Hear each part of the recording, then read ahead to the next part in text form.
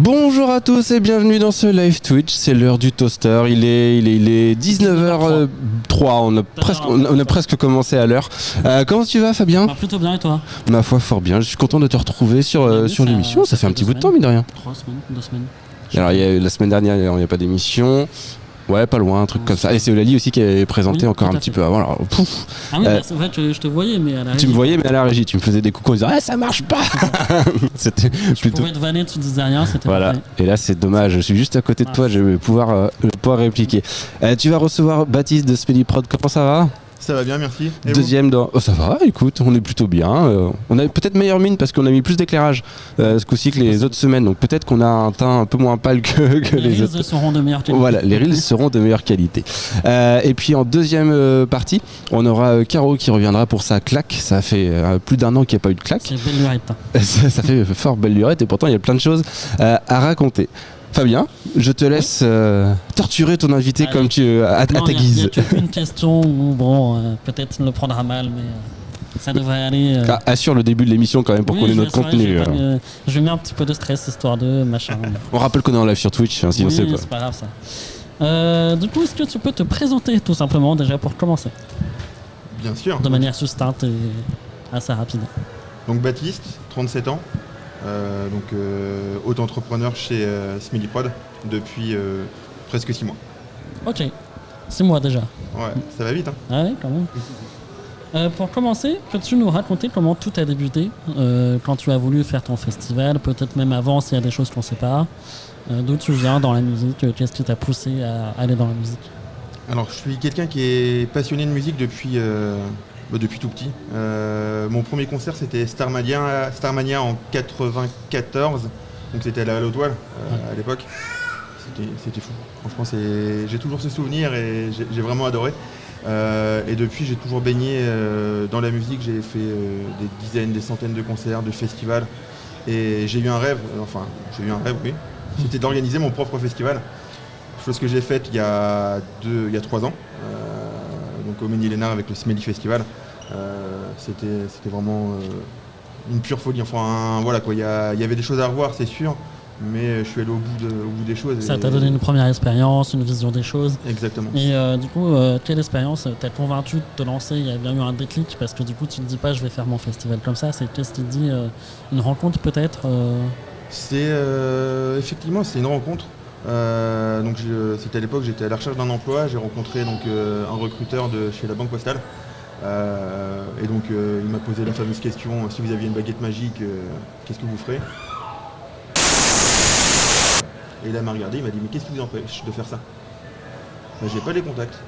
Et il m'a dit les contacts ça se crée monsieur Follin. Et après en fait cette phrase elle est restée dans ma tête pendant je dirais une dizaine d'années. Et du coup, cette personne t'a aidé ou tu t'es débrouillé tout seul ? Non, t'as juste essayé de, comme ça, t'as mis une graine quoi. C'est ça, une petite graine qui a poussé, et puis au final, ça a créé le Smelly Festival quoi. Du coup, c'était juste un influenceur développement personnel quoi. C'est ça, exactement. Il s'est trompé de métier. Faut s'en retrouver à la poste, c'est chelou. Ouais. Du coup, les premiers challenges à tes débuts, c'était quoi les difficultés que t'as pu avoir au tout début ? Au tout début, donc pour le festival.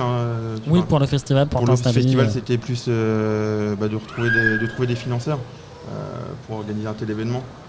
Parce que ça a un coût. Et pour une première édition, c'est vrai que c'est compliqué de trouver des gens qui nous font confiance.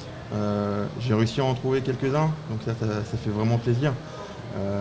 Qui m'ont suivi, qui étaient prêts à me suivre pour la deuxième édition.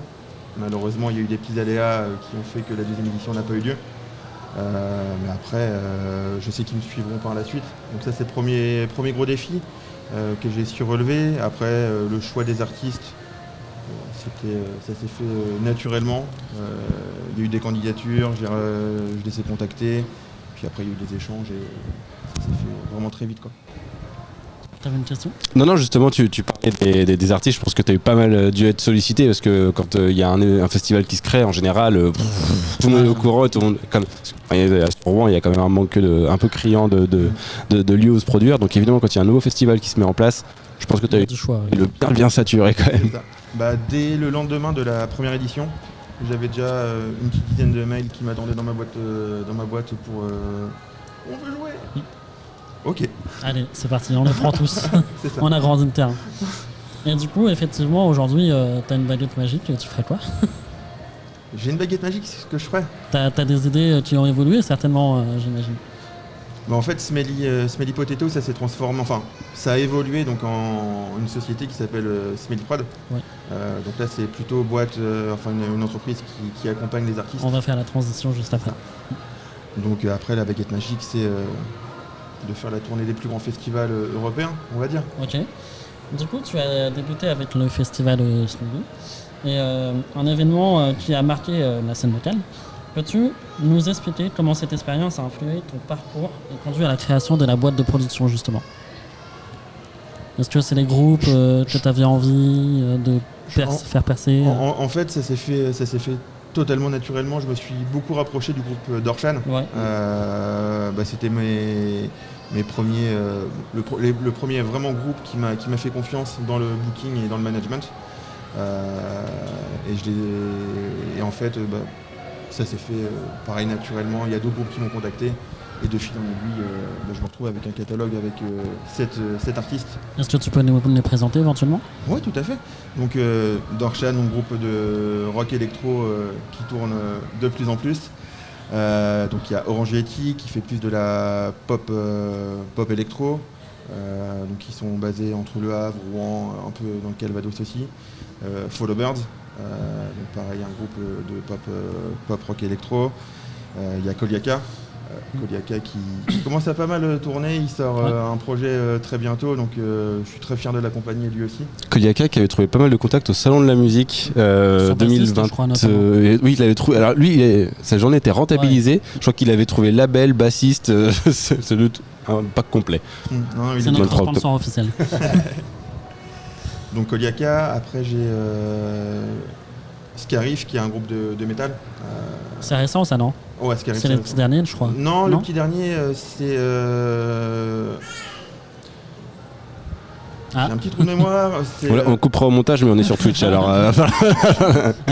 Attends, Scarif, Dorshan, Koliaka, Follow Birds. Il nous en manque encore d'autres. Pourtant, on a quasiment tous reçu. Il y a Fearless aussi qui est un groupe. Fearless. C'est un artiste qui fait plus du rock années 70, pop rock années 70. Donc là pour l'instant il est seul avec piano et guitariste, mais il envisage de... C'est le problème des listes comme ça, si t'en oublies un, c'est mort. Après tu seras plus payé. Et ça va être forcément lui qui regarde sur Twitch. Je vais faire détruire. Du coup, est-ce que tu as reçu des enseignements par rapport à la création du festival? Est-ce que tu as eu des expériences qui t'ont marqué, des petites anecdotes peut-être à nous transmettre? Ouais, je pense que c'est le fait de s'entourer de personnes fiables, que ce soit en agent de sécurité, que ce soit à la communication, que ce soit au son. C'est des personnes avec qui j'ai vraiment aimé bosser et avec qui j'ai envie de continuer de travailler par la suite et qui ont su me donner des très très bons conseils pour la deuxième édition notamment. Je pense à Sébastien de notre boîte de sécurité qui m'a vraiment beaucoup conseillé pour la seconde édition. C'est vraiment plaisant de travailler avec des gens comme ça qui ont la même vision que moi de la musique et de l'entrepreneuriat.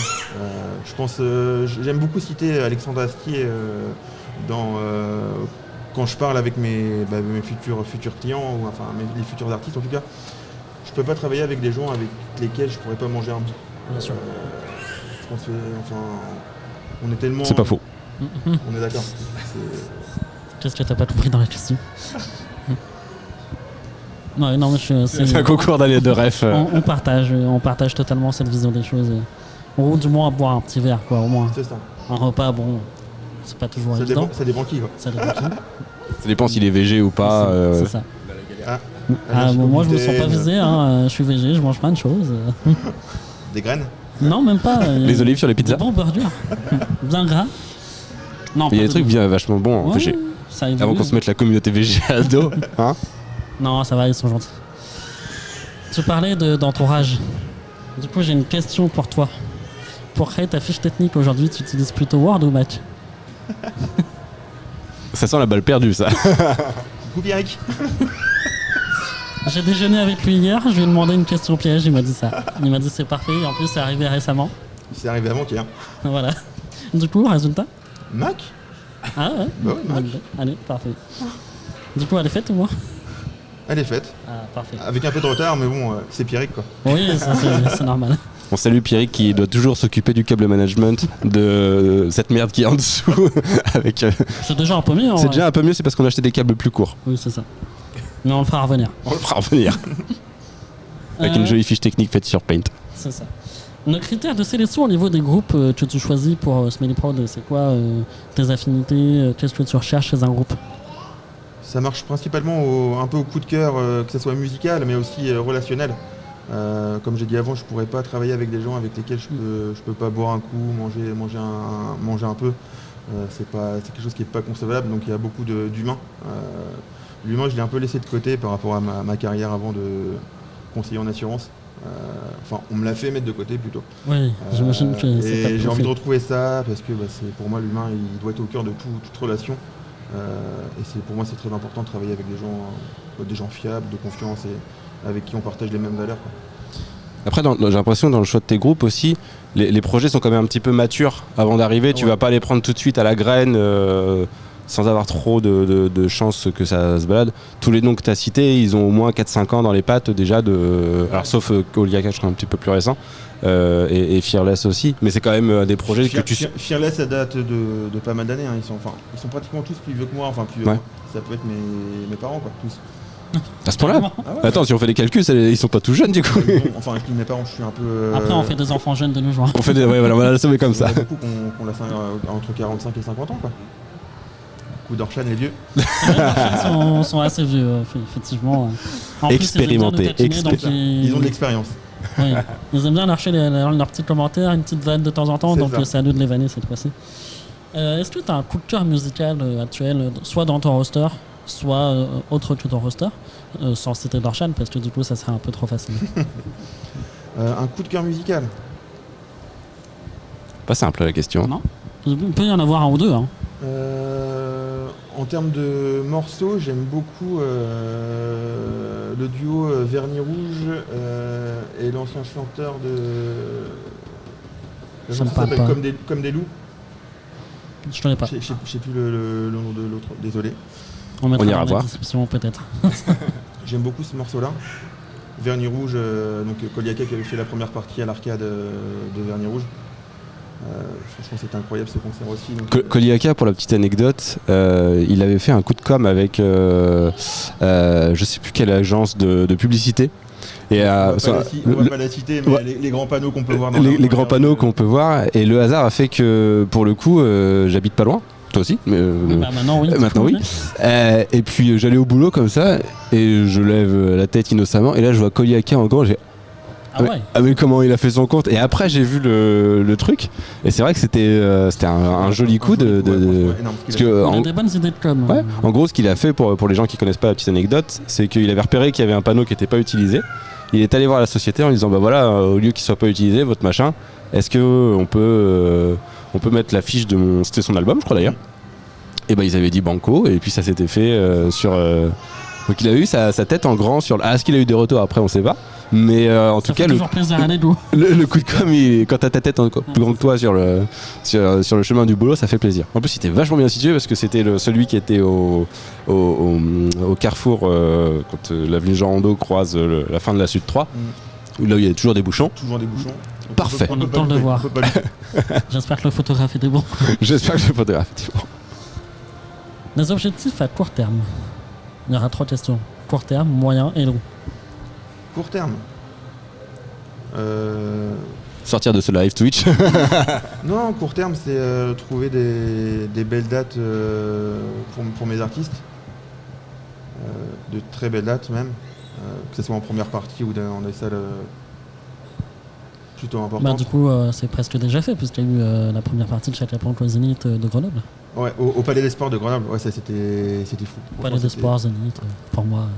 Le Palais des Sports est plus grand qu'un Zénith. Ah, mais c'est- Zénith, c'est 5000 places, monsieur. le Palais des Sports, c'est 5200. Non, 9, c'était 12 000. Ah oui, quand même, effectivement. Ouais, Ça c'est- fait 2 Zéniths. Ça fait 2 Zéniths. Et en plus, 2-3 potes en plus. C'est pas mal. Non, c'est des concerts comme ça, c'est vraiment incroyable, quoi. C'est pareil pour Koliaka à l'Arcade, une salle plus petite, mais l'Arcade, cette salle-là, C'est pareil, déjà une belle salle. elle est incroyable cette salle aussi. Le public a bien répondu présent.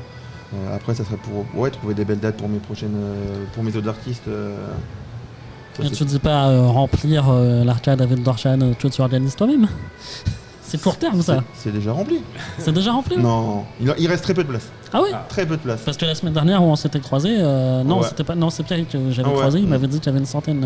Ouais, non, mais là, ça, Ok, ça cool. se remplit. J'ai un petit topo toutes les semaines. Et- Que toutes les semaines, tu vas pas voir tous les jours. Non. Ah, Il est pas comme nous, Fabien. Il fait pas refresh sur les résas des événements. C'est une belle, y a que nous qui faisons ça. Ça va être une belle soirée avec Sun en plus qui nous fait le plaisir d'ouvrir pour Dorshan. Ça, c'est un joli coup aussi qu'on a réussi à faire. Donc, je suis plutôt fier de cet événement. Bah oui, Franchement, tu c'est- Tu peux. Dorshan, la c'est dernière fois que cool. j'étais, c'était à Auchan-Seine. Oui. En avril de cette année, 2024. C'est ça. Donc, Auchan-Seine, je ouais. dis pas de conneries. Ah ouais, c'est ça. Ouais. Et enfin, toujours une belle énergie. Franchement, sur ce groupe, c'est quand même assez impressionnant. Ça a beaucoup évolué depuis l'année Ouais, dernière, carrément. depuis le changement de batteur notamment. Là, ils ont vraiment trouvé une synergie qui défonce tout, franchement. Une sur- synergie et puis une énergie aussi. Il y a eu le changement au chant aussi. Ouais. L'arrivée de Bernie aussi a quand même pas mal Ça a changé bougé. la DA complètement. effectivement. Enfin, je pense très honnêtement que c'est un des groupes les plus prometteurs pour l'instant. Même prometteur déjà bien. Et ce qui est très étonnant au point de vue de l'âge, parce qu'on peut se dire qu'il y a un plafond de verre qui peut ne pas être dépassé à cet âge-là, etc., au niveau du taf, de l'envie Mm. et plein de choses. Et ils arrivent à passer au-dessus de ça, donc c'est cool. Bah, d'ailleurs, l'année prochaine, on prévoit une petite tournée des EHPAD. Bah oui, avec Dorshan. ça serait drôle en vrai. Ouais. Mais Vu- franchement, il y a un truc à faire avec. Vu la puissance qu'ils envoient, on pourra retirer les sonotones. Hein. On devrait être plutôt de bien. En acoustique, ça peut le faire. C'est marrant, je les choisirais pas pour mon mariage, tu vois. Ouah, t'abuses. Moyen terme. Moyen terme, faire grossir le roster. Ok. T'as pas peur qu'ils deviennent trop gros et difficilement Ouais. gérables? Parce que 7, c'est quand même pas mal hein, déjà. Pas mal, ouais. Après, je me ferme pas à changer un peu le format de Smelly Prod. Et puis après, peut-être d'embaucher du monde et travailler avec. Parce qu'on va sans trop en dévoiler, t'as un taf à côté en plus de Smelly Prod. Smelly Prod n'est pas ton activité, Non, c'est pas celle qui met les épinards dans l'assiette, ni même du beurre dans les épinards. Mais voilà, c'est important à notifier quand même. Donc peut-être aussi que ça peut être aussi c'est un objectif. Peut-être ça va être sûrement la prochaine question. Peut-être. Non. Peut-être. Le long terme. Transition, le long terme. Après, j'allais dire, très honnêtement, je connais certaines personnes dont le boulot n'est pas très mouvementé, qui peuvent travailler de leur activité principale, enfin secondaire, dans certains boulots. Moi-même, je le fais. Mm. Et ça peut aider, si on a le temps, au travail, sur certains temps morts, de travailler. Après, mon travail, il est quand même très prenant. Ouais, toi, non, tu peux pas. Non, là, concrètement, en fait, je fais ça vraiment sur mon temps libre quand je rentre à la maison, le week-end. Donc, c'est vraiment. Que ça devienne mon activité principale. Ça serait vraiment excellent, quoi. Parce que je différencie vraiment faire ce qu'on aime et aimer ce qu'on fait. Mm. Là, en fait, j'ai les deux. Oui, J'ai ça, c'est les deux. parfait. En fait, j'aime ce que je fais dans mon emploi actuel et je fais ce que j'aime avec Smelly Prod. Et- Tout est parfait. Ouais. C'est le bon équilibre. Ça me rappelle d'autres équilibres aussi. C'est pareil pour. Enfin, nous on est bénévoles dans l'asso et c'est un peu pareil aussi. Tu es content de ce que tu fais dans ton taf et ce que tu fais en associatif va t'apporter en plus ce que peut-être le taf ne t'apporte pas ou Non. pas d'une manière différente. Quoi. Du coup, le long terme.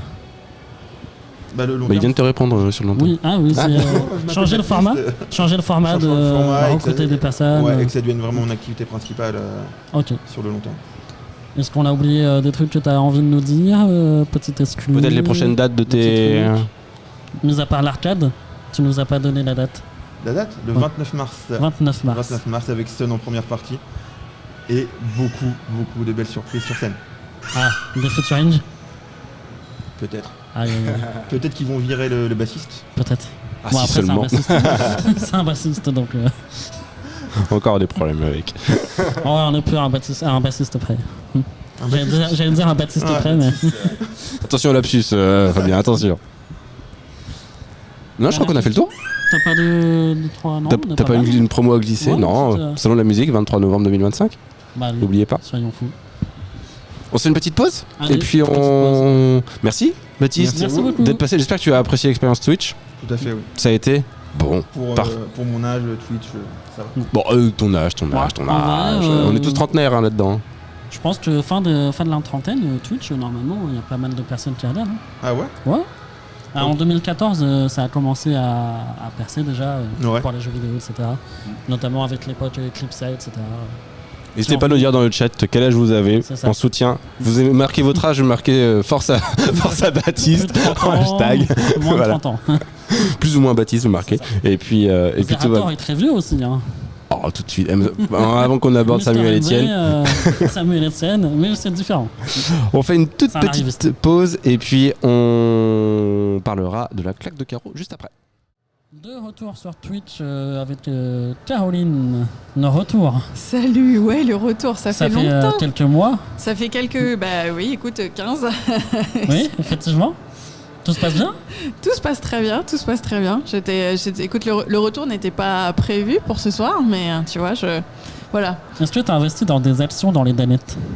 Non, mais ça c'est son père, tu vois. Ah. Il achète des danettes depuis quelques années. Et la diversification, lui connaît pas, tu vois. Tu fais la diversification alimentaire pour les Chocolat enfants, et mais pas pour le caramel. papa. Il y a 2 diversifications. C'est ça, ouais, non, il me prend que chocolat en Ah, plus, mince. tu vois. Juste chocolat noir, même pas le chocolat au lait. En moins, c'est light. C'est ça. Donc de retour pour la claque de carreau. Ouais, Tu nous as trouvé je une me petite suis dit, idée allez, entre-temps. tu m'as demandé, je me suis dit, bon, Bah oui, c'est vrai. j'ai 5 minutes entre lui faire manger des bouts de saucisse et. Donc voilà. Bah non, en fait, bon, il y avait plein de choses à dire, il y a plein de. Il y a quoi dire, effectivement. En ce moment. Et puis, je me suis dit, tiens, quand même, en ce moment, il y a beaucoup de plaintes qui sont déposées et ça m'a un petit peu voilà, titillé. Je pensais surtout à l'affaire Betaram, dont je vais beaucoup parler aujourd'hui. Et puis, récemment aussi, j'entendais parler de l'affaire Le Squarneck. Et en fait, j'ai l'impression qu'à chaque fois, il y a une surenchère, tu vois, dans le nombre de victimes. Enfin, t'as 100 victimes pour Betaram et puis, en fait, quasiment 300 pour le chirurgien. Et le Sans Squarneck. annoncer, hein. Ouais, annonce, bah, 100 plaintes déposées. Ouais, c'est ça. Après, bien sûr, il peut y en avoir beaucoup plus. Et puis, donc voilà, donc pour reprendre un peu Betaram, donc c'est cette institution privée soutenue financièrement par l'État. On y reviendra parce que ça reste quand même un peu problématique, surtout personnellement faisant partie du public. Et donc il a fallu attendre 2023 pour que en fait un ancien pensionnaire crée son groupe Facebook et puis en fait se propose de recueillir tous les témoignages de sévices sexuels ou autres qu'auraient été en fait subis par des jeunes là-bas. Et donc, cette collecte, on n'est pas déçu, on est plutôt horrifié de ce qui a pu se faire. Ça fait quand même assez froid dans le dos. Et personnellement, en fait, ça faisait écho, et c'est là aussi où je veux faire le lien, sur le scandale du nouveau programme d'éducation à la vie sexuelle et productive et affective. Et en fait, donc ce programme-là, ça fait un tollé pas possible. Bon, on sait qui pose problème en général. La droite et l'extrême droite. Il y a eu voilà, de très très nombreuses pressions. Nous, on y est sujet aussi déjà dans l'éducation nationale. Il y a pas mal de pression au niveau du rectorat, on le sait. Et puis bon, là, voilà, ça a été de toute façon clairement affiché. Sur certaines émissions aussi télévisées que l'on ne citera pas forcément. Qui n'existe plus d'ailleurs. Ouais, voilà. Mais n'empêche qu'elle a fait suffisamment de mal. Et d'ailleurs, quand ce programme a été sorti, quand il y avait... la proposition du programme et que plein de personnes s'étaient offusquées de ce programme. Bon, déjà, j'étais allée m'intéresser au contenu en me disant qu'est-ce qui peut offusquer quand même et surtout qui peut bien être contre un programme qui en fait fait en sorte que des jeunes sachent s'exprimer et faire en sorte de dénoncer en fait les agissements tels qu'il y a pu y avoir pour cette affaire Betaram dans cette Parce que institution. le contre-argument, c'était ils sont trop jeunes pour entendre parler de sexualité. Ouais, voilà, parce qu'en fait. fait, bien sûr, en fait, dans cette fameuse émission à 4 lettres que je ne mentionnerai pas, en fait, il était clairement dit qu'on allait parler à des gamins de peut-être 5 ans, de fellation, d'anulingus ou je sais plus quoi. Enfin, c'était vraiment n'importe quoi, mais suffisamment en fait pour faire peur, pour que des gens y croient, parce que il y a des gens qui vérifient jamais rien, qui ne vérifient jamais les sources, alors que le programme il était en ligne, il y avait juste à aller voir. Et c'est simplement que des petits, on leur apprend à dire, ma fille elle est pas contente, on leur apprend simplement à dire non et à donner des limites quoi.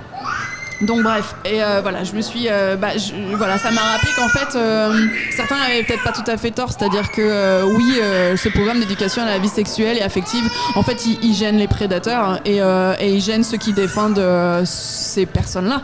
Et quelque part, oui, si on est gêné par ce programme, c'est qu'a priori, on a un souci à régler avec la justice ou dans son environnement proche. Mais c'était pas dans ce même programme où il y avait aussi de l'éducation aux personnes trans, etc. Je sais pas si c'est la même chose ou si en fait, non, c'est pas. C'est simplement donc dans ce programme-là, il était question de faire.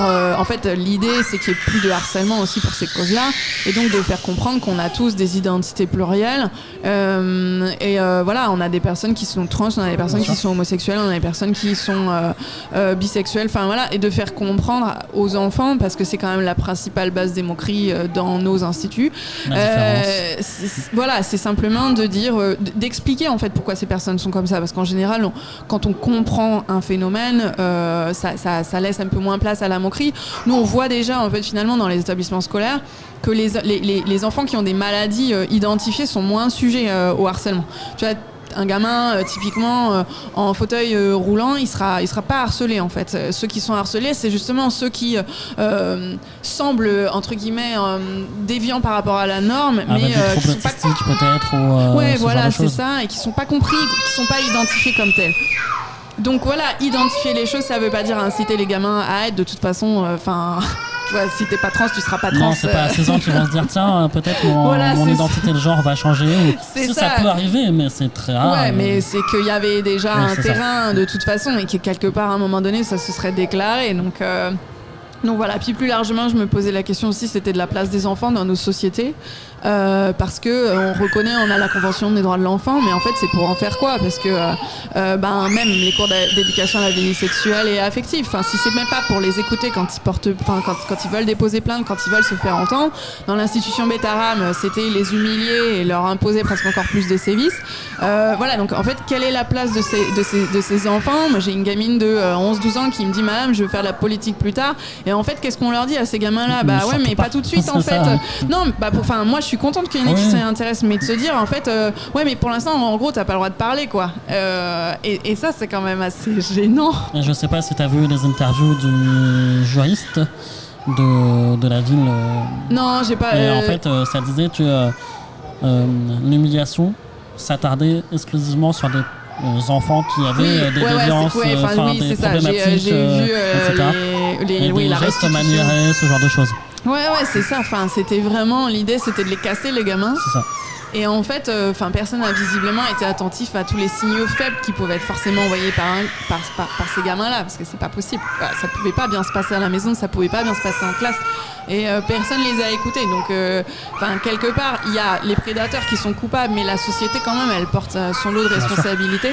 Et c'est vrai que quand on voit en fait une société encore se dire « Ah non, mais faire des cours d'éducation à la vie sexuelle, c'est pas possible », à un moment donné, déjà, ce cours, il a rien de révolutionnaire parce qu'on est censé en fait le faire depuis 20 ans. En SVT, il y a peut-être des choses comme ça qui se passent. En fait, le programme, il existait déjà. C'est juste qu'il est un peu refondu et qu'on a envie de l'appliquer pour une fois. Mais ça fait 15 ans que les gamins sont censés recevoir 3 heures de cours et qu'ils n'ont pas. Donc, en réalité, j'espère que ce sera au moins appliqué. C'est pour vouloir des professeurs, malheureusement, je pense. En fait, c'est surtout mettre des heures pour ça et dédier des professeurs pour ça ou des gens qualifiés pour ça. Si tu donnes ce cours à personne, il sera pas fait. C'est logique. Et nous, si on en parle en classe, si c'est pas dans le cadre de ce cours, j'imagine pas ce qu'on va recevoir de la part des parents. Bon, je pense que le devoir m'appelle. C'était un bon retour, au moins ça t'a permis de revenir et peut-être te redonner envie d'en faire. Voilà, c'est ça. Merci beaucoup, Caroline. Merci à toi. Salut. Petite pause.